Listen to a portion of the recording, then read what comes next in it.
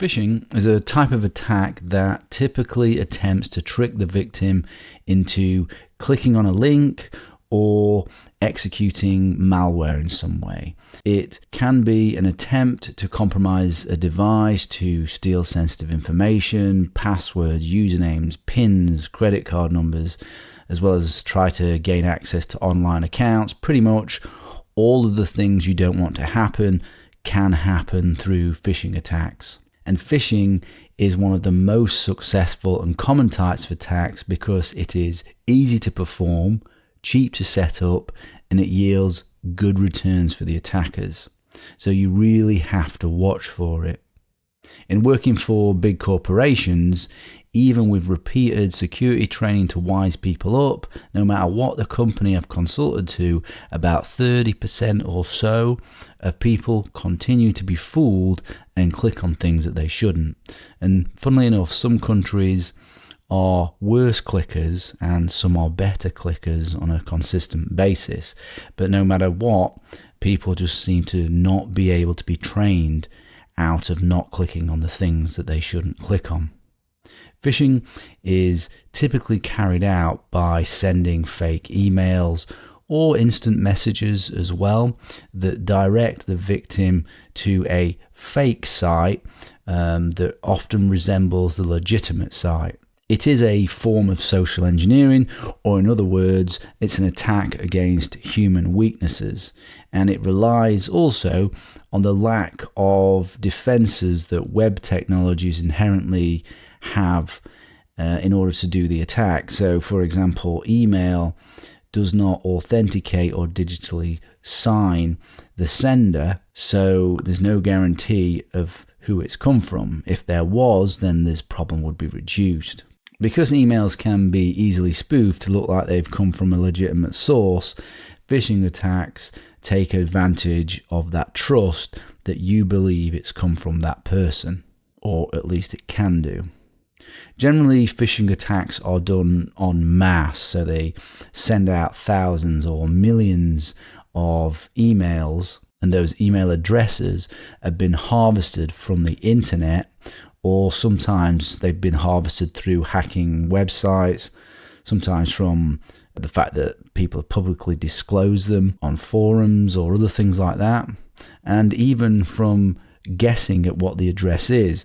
So if you, for example, had, John at a domain name, John at Hotmail or something like that, this would be an unusable account because of the amount of spam and phishing emails that it would get, because spammers target common names in combination with domain names. You do also get mass email attacks on certain businesses as well.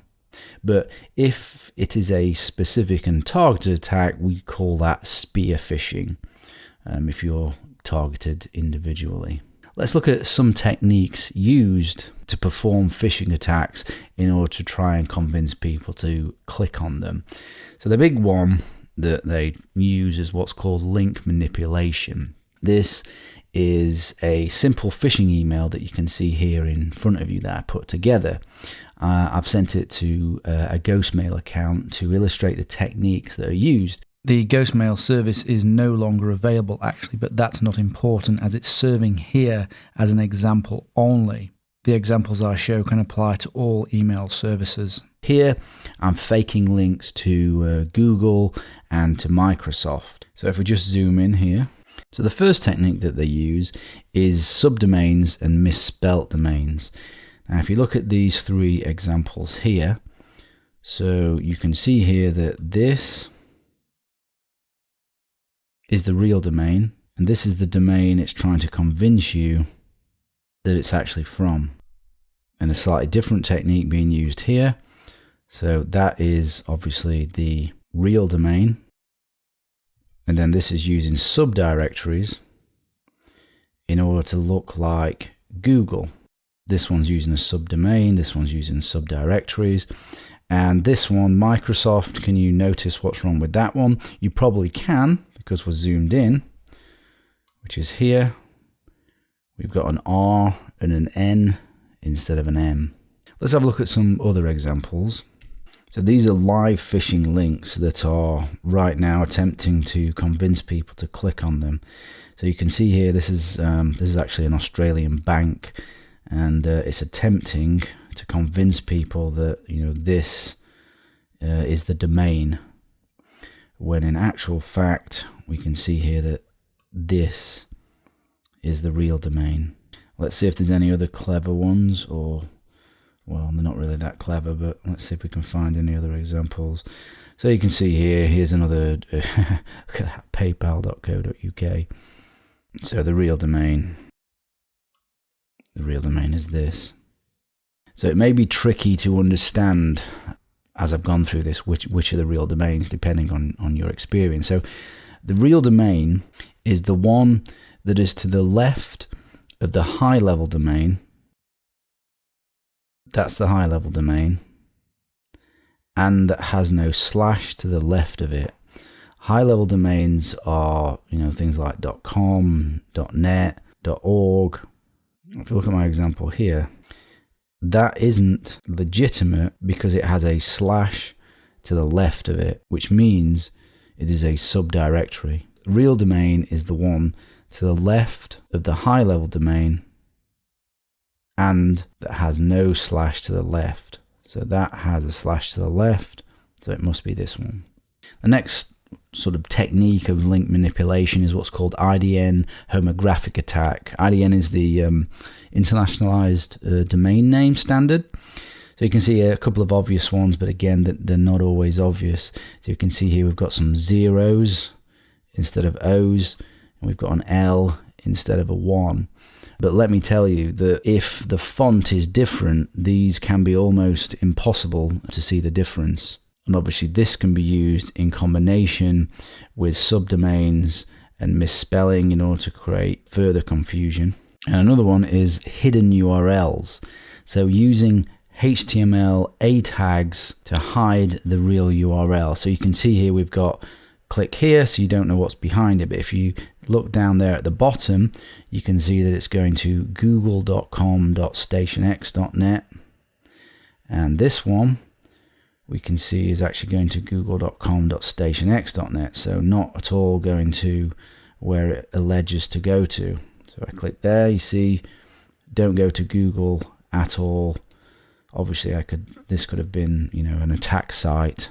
So the way these work, these hidden URLs, is essentially it's just HTML. It's really, really not complicated at all.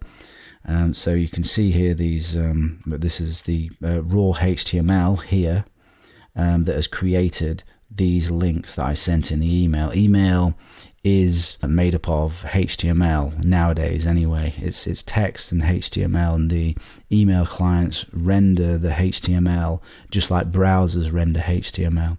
So you can see here what I have is I've represented google.com as what you can see in the email, but actually the real link is here. And of course, if we use all of these in combination, this is why people click on the links, because they can be fooled. It's easy to see why people get fooled. I mean, there's all sorts of nonsense in here that your lay person is just not going to understand, and they are going to click on them. Now, if we go back to the email, if we hover over the email, we can right click and copy link location. Now, depending on your browser, that may reveal the correct URL, but not always. JavaScript could hide the link depending on your email client. And also, as I showed here, you can hover over and you can see in the bottom left the real domain. That isn't always going to be the case either. Depending on your email client and JavaScript, that may also be faked as well. So it is pretty tricky. You can look at the HTML. Like here, some email clients will allow you to see the raw HTML, and then you can go through and see what's there, but some won't. I mean, this ghost mail, for example, does not let me look at the raw email, so I have to hover over it to see where it is going to take me to.